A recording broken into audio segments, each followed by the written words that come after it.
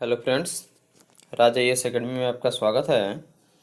आज मैं विज्ञान के कुछ ऐसे प्रश्न के बारे में बताने जा रहा हूं जो कि रेलवे, बैंकिंग, एसएससी के साथ साथ सभी प्रतियोगी परीक्षाओं में पूछे जाने वाला महत्वपूर्ण प्रश्न है। अगर आप मेरे चैनल पर नए हैं तो सब्सक्राइब कर लें और बेल आइकन दबा दें ताकि सभी नोटिफिकेशन आपको मिलता रहे। तो चलिए, आज का प्रश्न है। इसके पहले कुछ प्रश्न के बारे में बता चुके हैं इसके पहले वाले वीडियो में। उसके आगे चलिए, आज का पहला प्रश्न है, निम्नलिखित में से कौन सी बीमारी जीवाणुओं के द्वारा होती है? तो कुष्ठ रोग। तो निम्नलिखित में से कौन सी बीमारी है जो जीवाणुओं के द्वारा होती है? तो कुष्ठ रोग एक ऐसा बीमारी है जो कि जीवाणु के द्वारा ही फैलता है। अगला प्रश्न है, सूक्ष्म जीवाणु युक्त पदार्थ का शीतीकरण एक प्रक्रिया है, इसका क्या कार्य है? तो इसका कार्य है जीवाणुओं को निष्क्रिय करना। तो सूक्ष्म जीवाणु युक्त पदार्थ का जो शीतलीकरण एक प्रक्रिया है वह है जीवाणुओं को निष्क्रिय करने का कार्य करता है। अगला प्रश्न है, चिकित्सा शास्त्र का जनक किसे कहा जाता है? तो हिप्पोक्रेटस को चिकित्सा शास्त्र का जनक कहा जाता है। अगला प्रश्न है, ल्यूमेन किसका मात्रक है? इसका सही आंसर है ज्योति फ्लक्स का। तो ल्यूमेन जो है वह ज्योति फ्लक्स का मात्रक है। अगला प्रश्न है, हाइड्रोजन गैस से भरा गुब्बारा पृथ्वी से चंद्रमा पर ले जाया जाता है तो चंद्रमा के सतह पर गुब्बारे पर क्या प्रभाव पड़ेगा? तो हाइड्रोजन गैस से भरा गुब्बारा पृथ्वी से जब चंद्रमा पर ले जाया जाता है तो चंद्रमा के सतह पर गुब्बारे का जो प्रभाव पड़ेगा वह फट जाएगा गुब्बारा, क्योंकि अधिक ऊंचाई पर जाने पर वायुमंडल का दाब अधिक हो जाता है, जिसकी वजह से ऑक्सीजन की कमी हो जाती है। इसकी की वजह से वह फट जाता है। अगला प्रश्न है, एक लिफ्ट एक समान वेग से ऊपर जा रही हो तो उसमें स्थित व्यक्ति का भार क्या होगा? तो एक लिफ्ट एक समान वेग से, समान मतलब एक ही वेग से अगर ऊपर की ओर जा रहा हो तो उसमें स्थित व्यक्ति जो होता है उसका भार अपरिवर्तित रहेगा, यानी कि उसके भार में किसी प्रकार का परिवर्तन नहीं होता है। अगला प्रश्न है, लालटेन की बत्ती में मिट्टी का तेल किसके कारण ऊपर चढ़ता है? तो लालटेन जब जलता है तो लालटेन की बत्ती में मिट्टी का तेल जो होता है वह नीचे से ऊपर की ओर चढ़ता है। इसका चढ़ने का सबसे मुख्य कारण है केशिकत्व के कारण। तो केशिकत्व के कारण ही लालटेन की बत्ती में मिट्टी का तेल ऊपर की ओर चढ़ता है। अगला प्रश्न है, रेडियो एक्टिविता की खोज किसने की थी? तो इसका सही आंसर है हेनरी बेकरल ने। अगला प्रश्न है, दो समतल दर्पण एक दूसरे से 60 डिग्री के कोण पर झुके हैं तो इनके बीच रखी एक गेंद के बने प्रतिबिंबों की संख्या कितनी होगी? तो इसका सही आंसर है 5। तो दो समतल दर्पण यानी समान आकार का जो दर्पण होगा वह एक दूसरे से 60 डिग्री के कोण पर अगर झुका हो तो इनके बीच रखी एक गेंद के बने जो प्रतिबिंब होता है उसकी संख्या 5 हो जाएगी। अगला प्रश्न है, पानी के अंदर हवा का एक बुलबुला किस तरह बर्ताव करता है? तो इसका सही आंसर है एक अवतल लेंस के तरह बर्ताव करता है। अगला प्रश्न है, इकाइयों की समस्त व्यवस्थाओं में किस इकाई की मात्रा समान होती है? तो इकाइयों की समस्त व्यवस्थाओं में विशिष्ट गुरुत्व की जो इकाई मात्रा होती है वह समान होती है। तो इसका सही आंसर होगा विशिष्ट गुरुत्व। अगला प्रश्न है, यदि कोई मनुष्य समतल दर्पण की ओर 4 मीटर प्रति सेकंड की चाल से आ रहा है तो दर्पण में मनुष्य का प्रतिबिंब किस चाल से आता हुआ प्रतीत होगा? तो यदि कोई मनुष्य समतल दर्पण की ओर 4 मीटर प्रति सेकंड की चाल से आ रहा हो तो उस दर्पण में मनुष्य का जो प्रतिबिंब की चाल जो होगा वह 8 मीटर प्रति सेकंड से आता हुआ प्रतीत होगा। तो इसका सही आंसर है 8 मीटर प्रति सेकंड। अगला प्रश्न है, कारों, ट्रकों और बसों में ड्राइवर की सीट के बगल में कौन सा दर्पण लगा होता है? तो कार, ट्रक और बस के ड्राइवर के सीट के बगल में जो दर्पण लगा होता है वह उत्तल दर्पण का होता है। अगला प्रश्न है, ऐसे तत्व जिनमें धातु और अधातु दोनों के गुण पाए जाते हैं उन्हें क्या कहते हैं? तो उपधातु कहते हैं। यानी कि ऐसे तत्व जिनमें धातु और अधातु दोनों का गुण पाया जाता है उसे उपधातु कहते हैं, क्योंकि इस उपधातु में धातु और अधातु दोनों का गुण पाया जाता है। अगला प्रश्न है, यदि किसी सरल लोलक की लंबाई 4% बढ़ा दी जाए तो उसका आवर्तकाल पर क्या प्रभाव पड़ेगा? तो इसका सही आंसर है 2% बढ़ जाएगा, यानी 2% की वृद्धि हो जाएगी।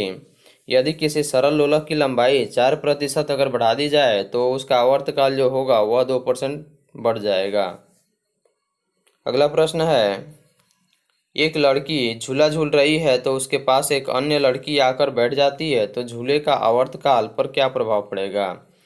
तो एक लड़की झूला अगर झूल रही है तो उसके पास एक अन्य लड़की आकर बैठ जाती है तो झूले का जो आवर्तकाल होगा वह अपरिवर्तित रहेगा, यानी उस पर किसी प्रकार का प्रभाव नहीं पड़ेगा।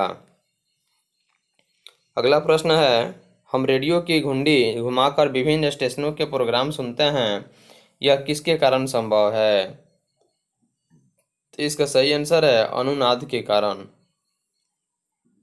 अगला प्रश्न है, वेंचुरी मीटर से क्या ज्ञात करते हैं? तो सही आंसर है इसका जल के प्रवाह की दर। तो जल के प्रवाह की दर को वेंचुरी मीटर से ज्ञात करते हैं। अगला प्रश्न है, चौराहों पर पानी के फुहारे में गेंद किस कारण नाचती रहती है?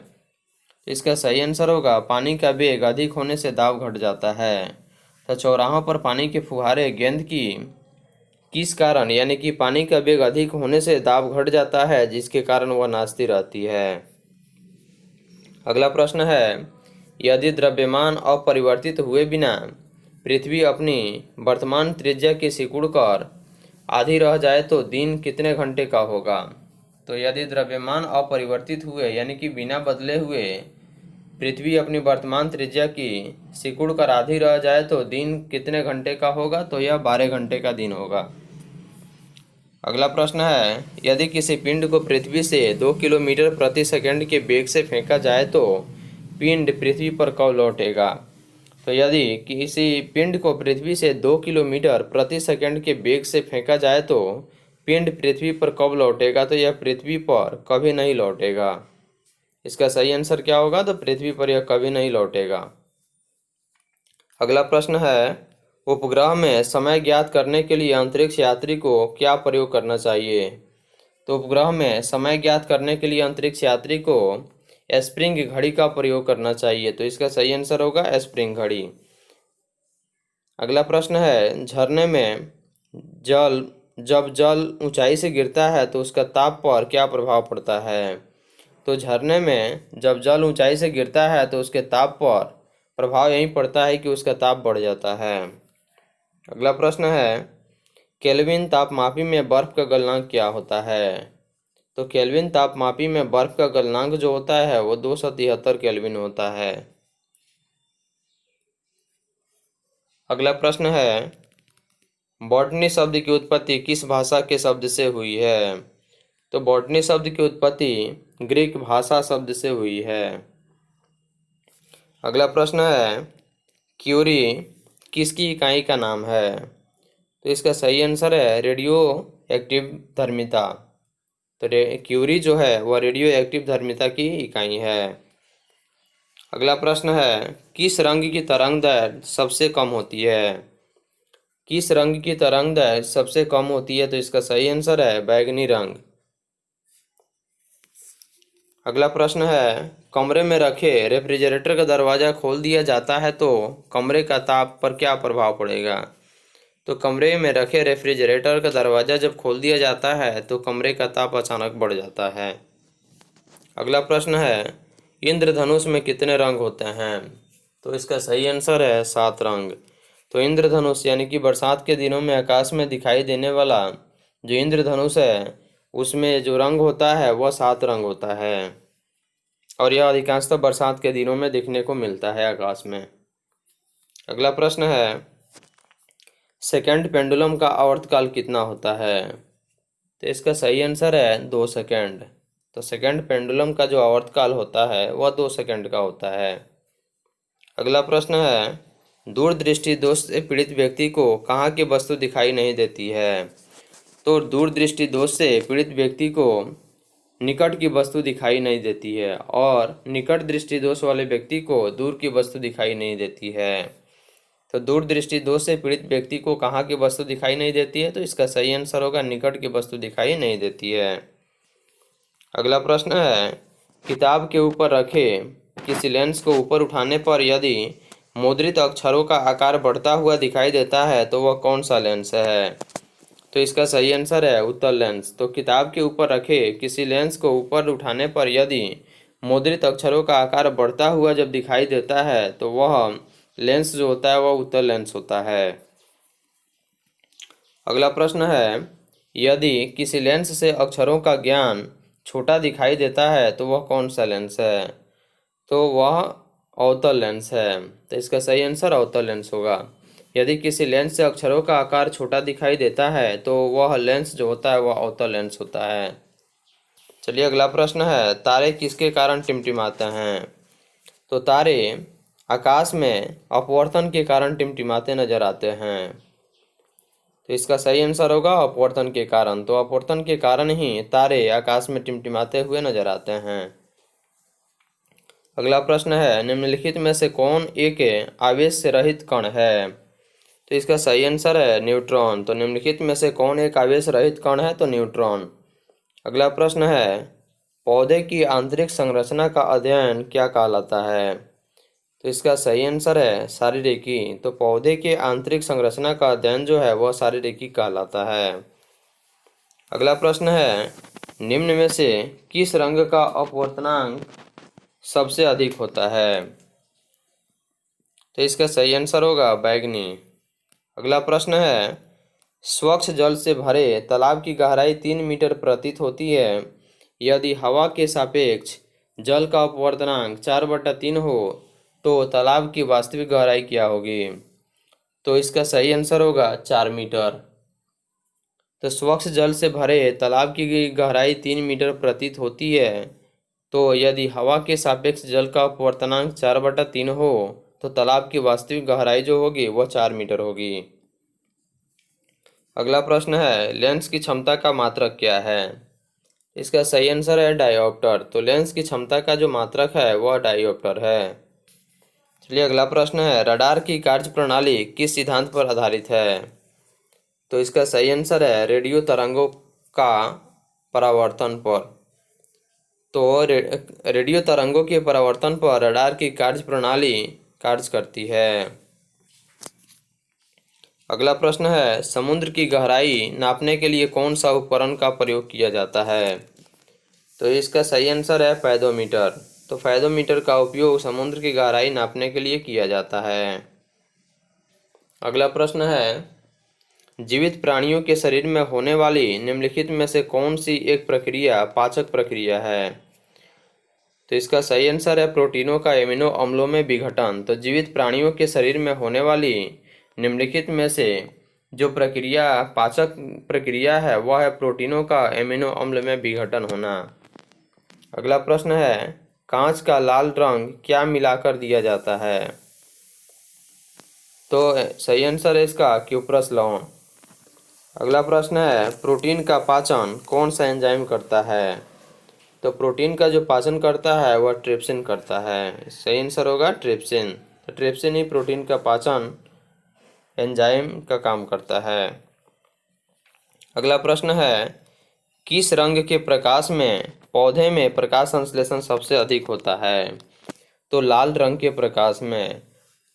तो लाल रंग के प्रकाश में पौधे में प्रकाश संश्लेषण की क्रिया सबसे अधिक होता है। अगला प्रश्न है, शरीर के द्रव्य में जल और नमक के मिश्रण के नियमन को क्या कहा जाता है?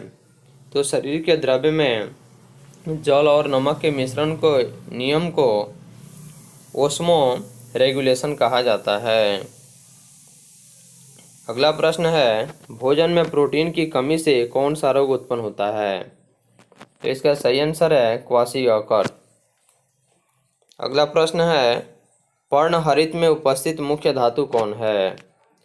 तो इसका सही आंसर है मैग्नीशियम। तो पर्णहरित में उपस्थित जो मुख्य धातु है वह मैग्नीशियम है। अगला प्रश्न है, माइक्रो प्रोसेसर का आविष्कार किस वैज्ञानिक ने किया था? तो इसका सही आंसर है रॉबर्ट नोयस तथा गॉर्डन मूर। यह दोनों व्यक्ति ने सन 1971 में माइक्रो प्रोसेसर का आविष्कार किए हुए थे। अगला प्रश्न है, सिग्नल आवृत्ति यानी कि श्रव्य तरंग के बाहर तरंग पर अध्यारोपण की प्रक्रिया को क्या कहा जाता है? तो इसका सही आंसर है मॉडुलन।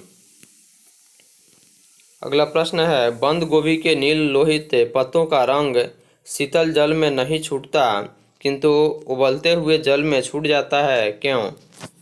तो बंद गोभी के नील लोहित पत्तों का रंग शीतल जल में नहीं छूटता है किंतु उबलते हुए जल में छूट जाता है। इसका मुख्य कारण है वर्णक शीतल जल में घुलनशील नहीं होता है। तो इसका सही आंसर होगा वर्णक शीतल जल में घुलनशील नहीं होता है, जिसके कारण बंद गोभी के नील लोहित पत्तों का रंग शीतल जल में नहीं छूटता किंतु उबलते हुए जल में छूट जाता है। अगला प्रश्न है, जब एक कोलाइडी तंत्र का परिक्षेपण माध्यम गैस को माना जाए तो उसे क्या कहा जाता है? तो इसका सही आंसर होगा एरोसोल। अगला प्रश्न है, एक प्रेक्षक उत्तर की ओर मुंह करके उत्तर दिशा में जाते हैं हुए इलेक्ट्रॉन को देखता है तो वह पश्चिम की ओर विक्षेपित हो जाती है, तो प्रक्षेप की स्थिति क्या होगी? तो प्रक्षेप की जो स्थिति होगी दक्षिणी गोलार्ध में होगी। अगला प्रश्न है, यदि कोई वस्तु प्रकाश के सभी अव्यय रंगों का पूर्णतः अवशोषण कर ले तो कैसी दिखाई देगी? तो यदि कोई वस्तु प्रकाश के सभी अव्यय रंगों का पूर्णतः अवशोषण कर ले तो वह काली दिखाई पड़ेगी। तो इसका सही आंसर होगा काली। अगला प्रश्न है, यदि पृथ्वी और अंतरिक्ष के बीच वायुमंडल हटा दिया जाए तो आसमान कैसा दिखाई देगा? तो इसका सही आंसर है काला। तो यदि पृथ्वी और अंतरिक्ष के बीच वायुमंडल को हटा दिया जाए तो आसमान का जो रंग दिखाई पड़ेगा वह काला दिखाई पड़ेगा। अगला प्रश्न है, किस घटना के कारण आकाश नीला दिखाई देता है? तो इसका सही आंसर है प्रकीर्णन की घटना के कारण। तो प्रकाश के प्रकीर्णन की घटना के कारण ही आकाश नीला दिखाई देता है।